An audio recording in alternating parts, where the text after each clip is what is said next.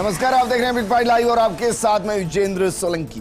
BJP की नागौर में बैठक होनी है, कार्य समिति की बैठक। और नागौर में क्या वाकई में सियासी रणनीति का हिस्सा है और इसीलिए तय कर लिया गया कि चलिए इस बार नागौर, क्योंकि नागौर जिले में 10 विधानसभा की सीटें आती हैं और इनमें से बीजेपी वर्तमान में सिर्फ 2 सीटों पर है, 8 पर कांग्रेस और आरएलपी है।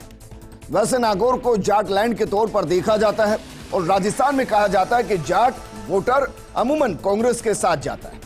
और वर्तमान में नागौर बेल्ट में कांग्रेस को अगर कोई कड़ी चुनौती दे रहा है तो वो आरएलपी है। तो क्या सच में बीजेपी के लिए कोई विकल्प है?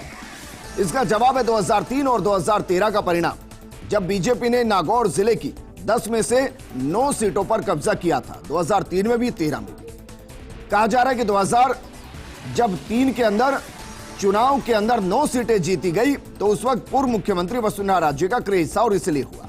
और 2013 के लिए तर्क दिया जाता है मोदी लहर का। लेकिन 2023 में क्या दोनों ही फैक्टर काम करेंगे? इससे भी बड़ा सवाल कि इनकी भूमिका काम करते हुए कितनी रहेगी। बीजेपी इस पर यकीनन मंथन कर रही होगी। क्या मंथन इस बात पर भी हो रहा होगा कि इस बेल्ट में आज के वक्त में बीजेपी के पास कोई बड़ा जाट नेता है भी या नहीं? जो बिना जाट नेता के क्या वाकई में जाट लैंड को बीजेपी जीतने की स्थिति में? क्या सच में यह पाठशाला वो पाठ पढ़ा पाएगी जिसमें नागौर फतेह का फॉर्मूला हो? और कांग्रेस जिसका ये 2003 से पहले गढ़ रहा, मिर्जा परिवार का दबदबा रहा, आज उस कांग्रेस का वर्चस्व यहां कैसा है और आरएलपी कैसी चुनौती दे रही? बहरहाल इस पाठशाला में क्या पाठ पढ़ाया जाएगा, आज बात इसी मुद्दे पर।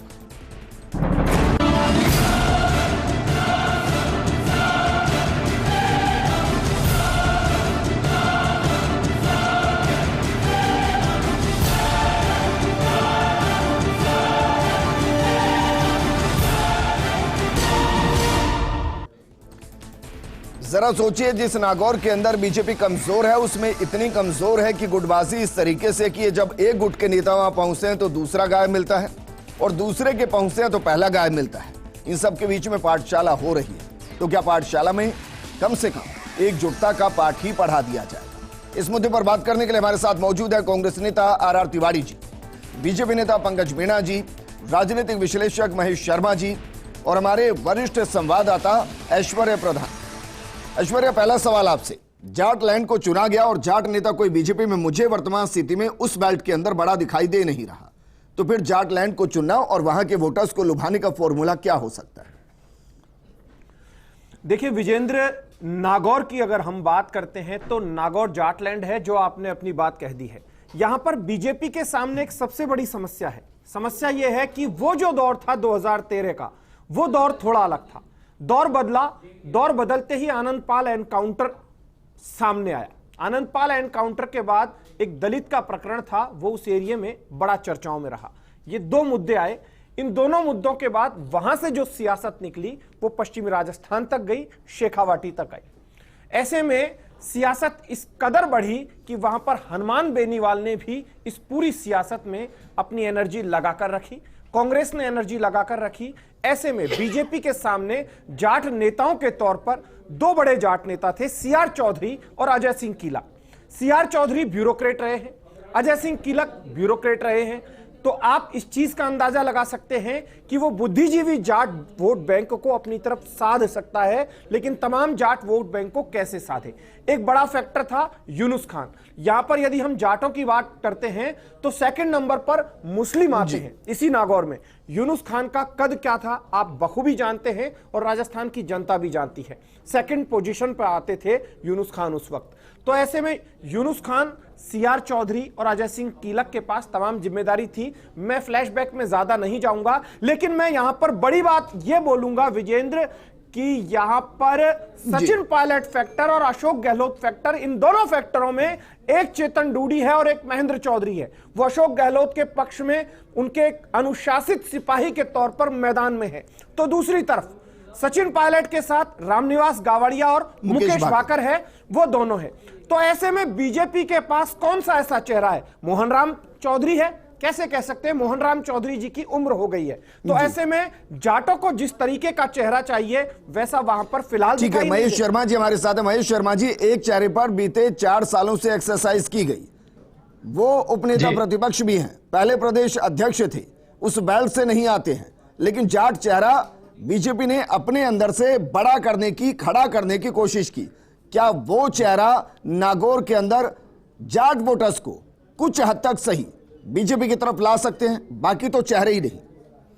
देखिए, इसमें जहां तक सवाल जाट बेल्ट की बात कह रहे हैं आप, बात में इसमें दो समझने की बात ये है कि इससे पहले, इस आयोजन से पहले वसुंधरा राजे इस क्षेत्र का दौरा करके गई जी। और वसुंधरा राजे ने जब 2003 में राजस्थान की राजनीति में मतलब क्या कहते हैं प्रवेश किया, तो उस दौरान उन्होंने अपने आप को, स्वयं को जाट की बहू बताने की कोशिश की थी, आपको ये मालूम होना जी।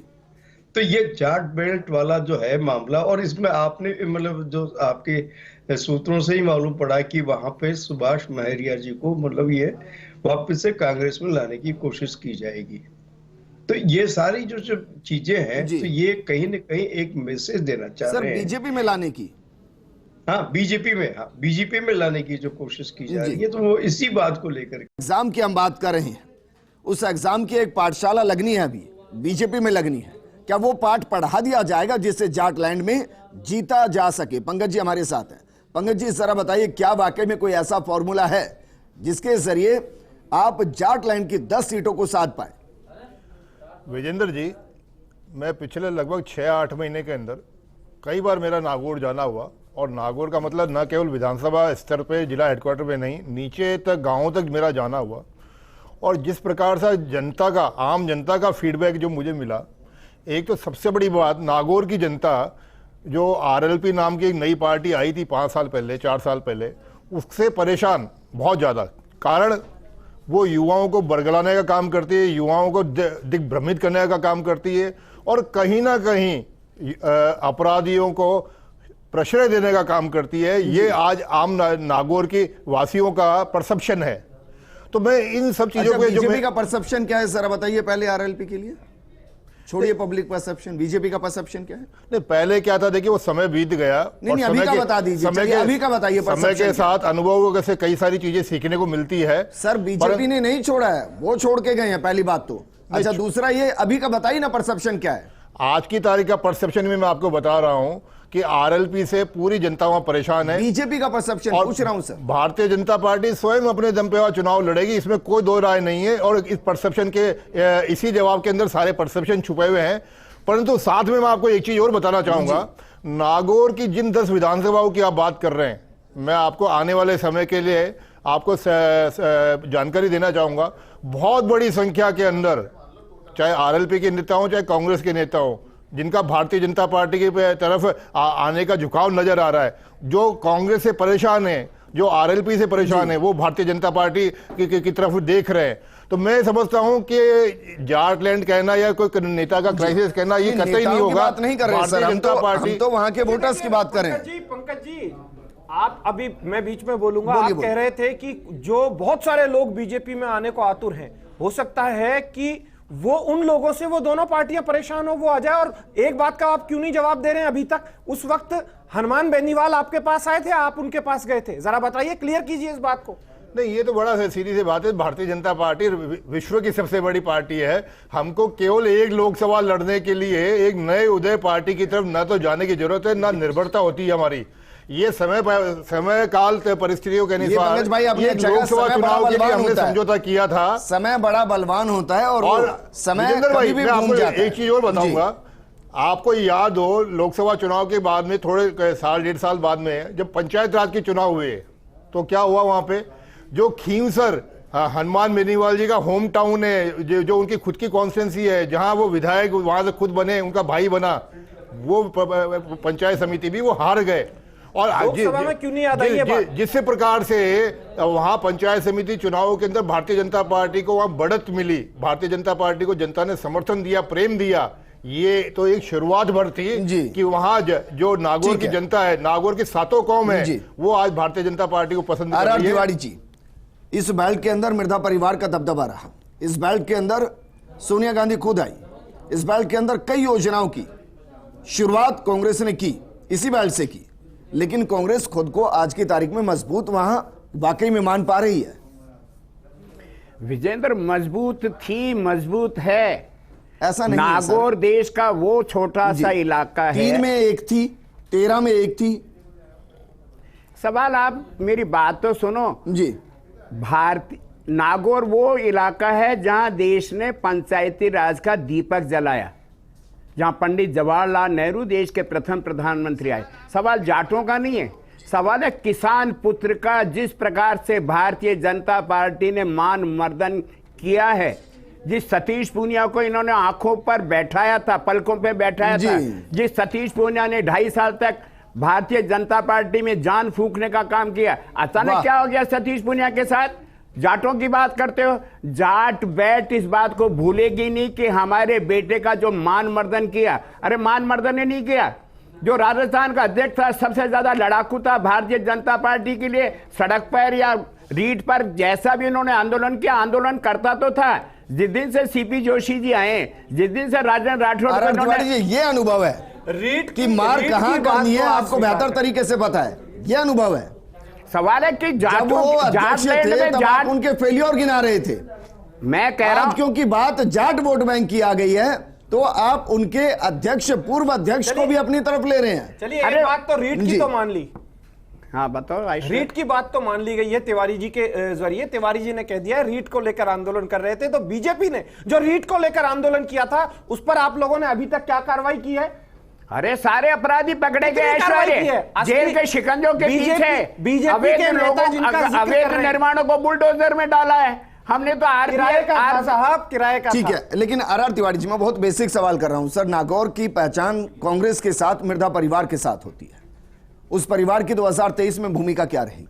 मिर्धा परिवार आज भी कांग्रेस में, हमारे वहां 4 नौजवान नेता हैं। अभी ऐश्वर्य प्रधान बता रहे थे ना, कांग्रेस के साथ में 36 कौमें, केवल जाटों की पार्टी नहीं है। जाटों के आधार पर कांग्रेस कभी चली नहीं, या राजपूतों के आधार पर, या मीणाओं के आधार पर, या की पार्टी को विश्वास है। आर तिवारी जी, ये महज इत्तेफाक रहा कि सर जो जो अपने अपने क्षेत्रों के अंदर दिग्गज परिवार रहा, प्रतिष्ठित परिवार रहा, उन सबकी सियासत एक दौर के साथ साथ हाशिए की तरफ चली गई।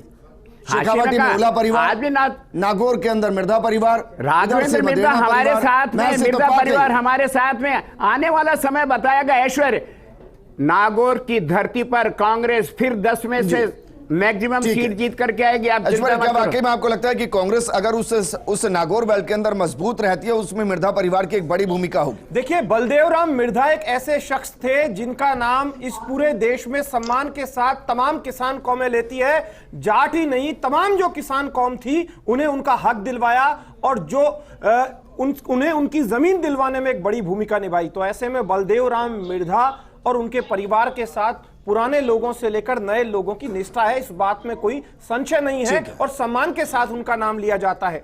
और इस राजस्थान के ऐसे शख्स थे जिनका नाम उस दौर में, उस आजादी के दौर में उनका नाम बड़े सम्मान से लिया जाता था, आज भी लिया जाता है। लेकिन यहां पर बीजेपी के सामने चुनौती अभी भी यही बनी हुई है कि संजीव बालियान को वहां पर भेजा गया। संजीव बालियान को 2 कमजोर लोकसभा क्षेत्र दिए गए हैं। दोनों कमजोर लोकसभा क्षेत्र हैं, एक तो दौसा और एक नागौर। संजीव बालियान दिल्ली से आते हैं, आकर बैठक भी करते हैं, बैठक करने के अलावा फीडबैक भी लेते हैं। चूंकि हरियाणा के हैं, खुद भी जाट हैं, यहां पर एक बड़ी चीज यह भी है कि यदि बीजेपी प्लान बी की तरफ जाएगी तो जाट सर्वाधिक है, मुस्लिमों की अच्छी संख्या है, वहां पर एससी वोट बैंक से भी इनकार नहीं किया जा सकता कि एससी को किस तरीके से अपनी तरफ किया जाए। राजपूत वोट बैंक भी यहां थोड़ा ठीक संख्या में है। जाटों, हालांकि जाट वोट बैंक सर्वाधिक है, लेकिन राजपूतों की स्थिति भी ठीक है, मूल ओबीसी भी वहां पर आता है। कुछ क्षेत्र ऐसे हैं जहां पर परिवार की भूमिका रहेगी इस चुनाव में। देखिए, कुछ क्षेत्र हैं वहां पर ऐसे, जहां पर कुछ क्षेत्र ऐसे हैं, जैसे इधर से आप चले जाइए, नावा के आसपास के एरिया से आप जाइए तो वहां पर कुमावत वोट बैंक मिल जाता है। डीडवाना के आसपास जाइए, माली भी वोट बैंक मिल जाता है। तो वहां पर मूल ओबीसी भी है, ओबीसी भी है। ओबीसी के अलावा मूल ओबीसी की कई जातियां हैं, सवर्णों में भी कई जातियां हैं। ठीक है, मेरे पास वक्त की कमी है। महेश जी हमारे साथ बने हुए। महेश जी, बहुत सीधा सवाल का जवाब सीधा सा दीजिए सर कि नागौर के अंदर, जाटलैंड के अंदर अभी वर्तमान स्थिति में बीजेपी, कांग्रेस और आरएलपी किसकी तरफ झुकाव दिखाई दे रहा है? देखिए, जो झुकाव है तो इसमें कोई स्वाभाविक है कि इस समय जिस तरह से कांग्रेस सरकार ने जिस तरह से घोषणाएं की है और जिस तरह से आरक्षण की बातें की है, तो उससे स्वाभाविक है कि वह माहौल बना है। अब सवाल ये है कि उसको मतलब क्या कहते हैं, भाजपा अपने पक्ष में लाने के लिए ही एक आयोजन उसने नागौर में ये किया है। ठीक है। एक पृष्ठभूमि तैयार की है और वहाँ नाराजगी के कारण ढूंढ करके वो उस तरह को सोल्व करने की कोशिश कर रही है। मैं यहाँ जाता हूँ और मुख्य मुद्दा ये बीजेपी का जो ये बनाने जगह कि मोदी सरकार की उपलब्धियों को आम जन तक पहुंचाने के कार्य को ध्यान में रखते हुए वह कार्य समिति की बैठक का आयोजन। ठीक है ऐश्वर्या, 10 सेकंड में यहाँ पर 10 सेकंड में बस मैं इतनी सी बात कहना चाहूंगा कि पंकज जी मुझे एक बात का जवाब दीजिए कि कुछ दिन पहले जब आपकी पार्टी की राष्ट्रीय उपाध्यक्ष जब नागौर पहुंची तो पार्टी के संगठन के लोग कहां थे? आपका जो पूरा जिले का संगठन है उसके महामंत्री कहां थे, अध्यक्ष कहां था, मंत्री कहां थे? और आपकी पूरी टीम बनी होती है, आप बड़ी बड़ी बातें करते हैं कि मोर्चे हैं, प्रकोष्ठ है, विभाग है, उनके लोग कहां थे? पहला सवाल। और लेकिन दूसरा वो ये सवाल भी है कह कि जब पंकज भाई ये सतीश कह पूनिया सकते हैं क्या प्रदेश संगठन से पूछकर परमिशन लेकर गए थे? क्योंकि ये सवाल था इनके बीच में कुछ वक्त पहले कि अगर कोई बड़ा नेता कहीं का दौरा करेगा तो संगठन से पूछ कर करेगा। और दूसरा सवाल इसी में मैं बिल्कुल 10 सेकंड में बोल दूं कि जब सतीश पूनिया प्रदेश अध्यक्ष थे तो उस वक्त वसुंधरा राजे से जुड़े जो नेता थे वो गायब रहते थे। तो ऐसे में उस वक्त की बात है और आज की बात है, और अब जब कल सीपी जोशी पहुंचेंगे, ओम प्रकाश माथुर पहुंचेंगे, वसुंधरा राजे पहुंचेंगे, राजेंद्र राठौड़ पहुंचेंगे, अलग बात है। उस वक्त वो कार्यकर्ता जो हैं वो बड़े किंग कर्तव्य विमूढ़ से नजर आएंगे। वो सोचेंगे कि भाई कल तक तो ये अलग अलग। पंकज भाई से जवाब ही ले लेते हैं। पंकज भाई जरा बताइए ना, इस पाठशाला में कम से कम एकता का पाठ वहां पढ़ा दिया जाए कि भाई कोई आए तो सब एक साथ तो आ जाइए, बाद में देखते रहेंगे। देखिए भारतीय जनता पार्टी बिल्कुल एकजुट है और जितने आप कार्यक्रम देखेंगे, चाहे कोई जिला स्तर का हो, मंडल स्तर का हो या प्रदेश स्तर का कार्यक्रम हो, भारतीय जनता पार्टी के सभी कार्यकर्ता एकजुट नजर आते भी हैं। क्या कह रहे हैं, एकजुट या एक गुट? विजेंद्र जी, मैं अच्छा एकजुट या एक गुट? एकजुट है, ठीक है। और हाँ ये इतना सा जरूर है कि कहीं ना कहीं एक माहौल बनाने की कोशिश की जाती है केवल कांग्रेस को कवरिंग फायर देने के लिए कि साहब हमारे यहाँ ऐसा हो रहा है, हमारे यहाँ ऐसा हो रहा है। कोई का नेता अपने किसी रूट पे जा रहा है और जाते हुए कुछ कार्यकर्ता स्वागत करते हैं और उसमें एक आदमी नहीं है, तो मेरे को लगता है कि ये केवल और केवल लाभ देने के लिए भाई ने क्या वो कोई नेता नहीं है, वो प्रदेश अध्यक्ष रह गई हैं, वो 2 बार की मुख्यमंत्री रह गई हैं, वर्तमान उपाध्यक्ष हैं वो राष्ट्रीय स्तर पे, कोई नेता नहीं है। अभी जितने कार्यक्रम शुक्रिया हमारे साथ जुड़ने के लिए। जी मंच पे सारे कार्यकर्ता नजर आए। क्या मैं दावे के साथ कह सकता हूँ राजस्थान में टुकड़े टुकड़े भारतीय जनता पार्टी है, आज एक हिस्सा और आ गया, अर्जुन मेघवाल का एक नया गुट और पैदा हो गया।